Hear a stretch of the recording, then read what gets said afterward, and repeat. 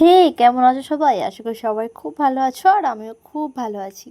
আজকে হচ্ছে সপ্তমী, সবাইকে জানাই শুভ সপ্তমী, অনেক অনেক ভালোবাসা। আর খুব ভালো করে তোমরা পুজো কাটাও। তো আজকে সপ্তমী হয়ে গেল, আর আমি সকাল সকাল উঠে আমার ঠাকুরের ফুল তুলে নিয়েছি, আর ঠাকুরকে আমি ফুলও দিয়ে নিয়েছি, আর ঘরটাও সুন্দর করে গুছিয়ে নিয়েছিলাম। তারপর তো সকালে আমার প্রথমে রুটিন থাকে আমার চা বিস্কুট, ওটা ওটা ছাড়া আমার সকালটা শুরুই হয় না। আমি ভীষণ চা খেতে ভালোবাসি, সেটা আবার একবেলা। কখনো কখনো শীতকালে দুবেলা খাই, কিন্তু আমি গরমকালে আমি একবেলাই খাই। আর এখানে মেয়েকে আমি সকালবেলা নতুন নতুন একটা জামা পরিয়ে দিয়েছিলাম, যেটা ওর বড় পিসি দিয়েছে, আমার মাসি শাশুড়ির বড় মেয়ে দিয়েছে।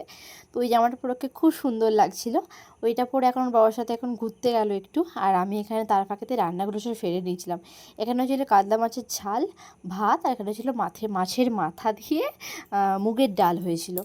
আর তো গ্যাস ফ্যাস সব মুছে নিলাম, পরিষ্কার করে নিলাম, আর তারপর খাওয়া দাওয়া করে একটুখানি রেস্ট নিচ্ছিলাম। খাওয়া দাওয়া ভিডিওটা আর করা হয়নি। আর এই যে সপ্তমী, যেহেতু আজকে আমরা সন্ধেবেলা বেরোবো ঠাকুর দেখতে, সেই জন্য আর কি সব জামা কাপড় বার করলাম। মেয়ের ওইটা মেয়ে পরবে, আর আমি কালো রঙের ড্রেসটা পরবো। আর রাজীবের একটা ড্রেস ছিল আগে, তো ওইটাই বার করে রেখেছি, ও পরবে। আর রাজীব সকালবেলা আমাকে আখের রস এনে দিয়েছিল, তো সেটা আমি সকালবেলা রান্নার তোড়জোড়তে আমি খেতেই পারিনি, তো ফ্রিজে আমি রেখে দিয়েছিলাম, আর এখন খাচ্ছি। আখের রস খেতে আমার বেশ ভালো লাগে, জানো তো। কি সুন্দর লেবুর রস দেয়, মিষ্টিও থাকে আবার টকও থাকে, খুব সুন্দর খেতে লাগে। এখন প্রায় 3:45 বাজে, এখন আমি আখের রসটা খাচ্ছি। কী যে শান্তি, কী যে শান্তি, কী আর তোমাদের বলবো, দারুণ লাগে আমার খেতে। তো চলো এটা খেয়ে নিই, তারপর সব জামা কাপড়গুলো সব রোদে মেলা আছে। আর এই পুজো কদিন তো বলেছিল খুব বৃষ্টি হবে, পুজোতে কিন্তু বৃষ্টিই হয়নি। খুব ভালোই বলতে গেলে পুজোটা কাটছে। তো তারপর আমরা রেডি হয়ে বেরিয়ে পড়েছি। আমরা বেরিয়েছি তখন 6টা বাজে, আর এটা হচ্ছে বাসে করে যাচ্ছি। আমাদের ওখান থেকে একদম বাসে করে, আমতা থেকে বাসে করে রানিহাটিতে নামবো। রানিহাটিতে একটা বড় পুজো হয়, ওই ঠাকুরটা দেখে তারপর ওইখান থেকে একদম বাগনানের বাস ধরে আমরা বাগনান চলে গেছিলাম। এই যে রানিহাটি যাওয়ার পথে একটা ঠাকুর প্যান্ডেলটা দেখলাম, বেশ ভালো লাগলো প্যান্ডেলটা। আর এটা হচ্ছে রানিহাটির প্যান্ডেলটা। ঠাকুরটা তো দুর্দান্ত করেছে, একদম পুরো গামছার যে ডিজাইনটা হয়, গামছা ছাপা যেটা, তো সেটা দিয়ে আর কি মায়ের সাজগোজ সব করেছে। দারুণ হয়েছে, দারুণ, রানার ঠাকুরটা জাস্ট দারুণ হয়েছে। আমার তো খুব ভালো লেগেছে ঠাকুরটা। আর এখানে একটুখানি ঘুরে, আর ওখান থেকে একদম বাসে করে আমরা বাগনান চলে গেছিলাম। আর ঠাকুর দেখে মজা, সত্যি কথা বলতে, বাইকে করে, ঠিক আছে। কারণ এই বাসে করে 4 চাকা করে বলো আর বাসে করে বলো, একদমই ভাল লাগে না। আর বাইকে করে হলে প্রত্যেকটা প্যান্ডেলে দাঁড়ানো যায়। আর আমরা বাসে করে আমরা 3-4টে প্যান্ডেল দেখেছি। প্যান্ডেলগুলো অসাধারণ গো, কি বলবো, প্যান্ডেলগুলো খুবই সুন্দর।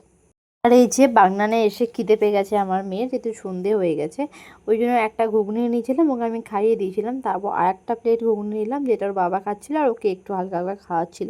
যেহেতু ঘুগনিতে কোনো টেস্ট নেই, কোনো ঝাল নেই, ওই জন্য আমার মেয়ে বেশ ভালোই খাচ্ছিলো। কিন্তু আমাদের অতটাও ভালো লাগেনি, মোটামুটি লেগেছে।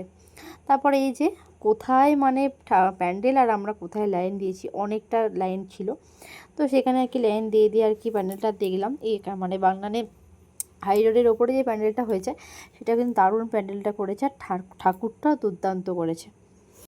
হেঁটে হেঁটে আর কতগুলোই বা ঠাকুর দেখবো বলো, তো যতগুলোই দেখেছি 3 থেকে 4টে বাগনানেতে, ততগুলো ঠাকুর প্যান্ডেল ভালোই করেছে। ঠাকুরগুলো তো খুব সুন্দর করেছে, কিন্তু প্যান্ডেল ভালোই করেছে। কিন্তু প্রথমে যে এই প্যান্ডেলটা সবথেকে ভালো হয়েছে, এটা হচ্ছে খবর কাগজ দিয়ে করা হয়েছে আর কি। তো এই প্যান্ডেলটা খুব সুন্দর হয়েছে, স্বস্তিক সঙ্গের প্যান্ডেল। আরও অনেকগুলো ঠাকুর দেখা যেত, কিন্তু যেহেতু মেয়েকে নিয়ে গেছিলাম না, আর মেয়েকে তো ওর বাবা হাঁটাবে না সব সময় কোলে কোলে। আর আমি হলে ওকে আমি হাঁটিয়ে হাঁটিয়ে নিয়ে যাই, কোলে নিই, কিন্তু বেশিরভাগটা বলতে গেলে আমি ওকে হাঁটাই, আর ও হাঁটেও। কিন্তু বাবা থাকলে একদম ওর বাবার ঘাড়ে উঠে যায়। তো শেষমেশ আমরা অনেকটা লাইন দেওয়ার পর শেষমেশ প্যান্ডেলের ভেতরে ঢুকতে পেরেছি। আর এই যে মেয়ে একটু না হাঁটতে হাঁটতে আবার ওর বাবাকে কোলে নিয়ে নিয়েছে। তো প্যান্ডেলের ভেতরটা খুব সুন্দর করেছিল। আর আমরা যখন ঢুকলাম তখন মায়ের সন্ধ্যা আরতি চলছিল। ওই যে দেখো মায়ের সন্ধ্যেবেলা পুজো হচ্ছে।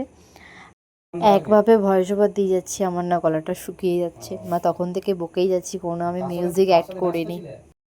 তো ছাড়ো, তোমাদের প্যান্ডেলগুলো কেমন লাগছে অবশ্যই কমেন্ট করে জানিও। আমার তো সত্যি খুব ভালো লেগেছে প্যান্ডেলগুলো। আর এই প্যান্ডেলের মধ্যে ছবি তোলা যে কী অসুবিধা, আমি আমার বরের কী সুন্দর সুন্দর ছবি তুলে দিয়েছি, আর আমার বর যা ছবি তুলে দিয়েছে, ও তোমরা যদি একবার দেখতে, নয় আমার চোখ বুজে যাচ্ছে, নয় আমার চোখ টেরিয়ে যাচ্ছে। এই যে পুজোর কটা দিন আমি যে ভিডিও করেছি, মানে ডেলি ব্লগ করেছি, ঠাকুর দেখতে বেরিয়ে যে ভিডিও শ্যুট করেছি, একটা কিচ্ছু আমার বড় করে দেয়নি। যা করেছি সব আমি একা, মানে আমি একা আমার মেয়েকে সামলাচ্ছি, আমার ভিডিও করছি, সমস্তটা একা করেছি। আর এই যে দ্বিতীয় ঠাকুরটা যে দেখালাম, ওই ঠাকুরটা কিন্তু খুব সুন্দর করেছিল। আর এই হচ্ছে শেষ প্যান্ডেল, মানে এই ঠাকুরটা দেখে আমরা বাসে উঠে পড়েছিলাম, যেহেতু লাস্ট কাট ছিল ওই জন্য। আর এই ঠাকুরটা কিন্তু সাজগোজটা অসাধারণ করেছে, অসাধারণ। আর বাগনানের এই রাস্তাগুলোতে কি সুন্দর লাইটিং করেছে, দেখো মনে হবে যেন সেই কলকাতা দিয়ে মানে কলকাতার রাস্তায় হাঁটছি।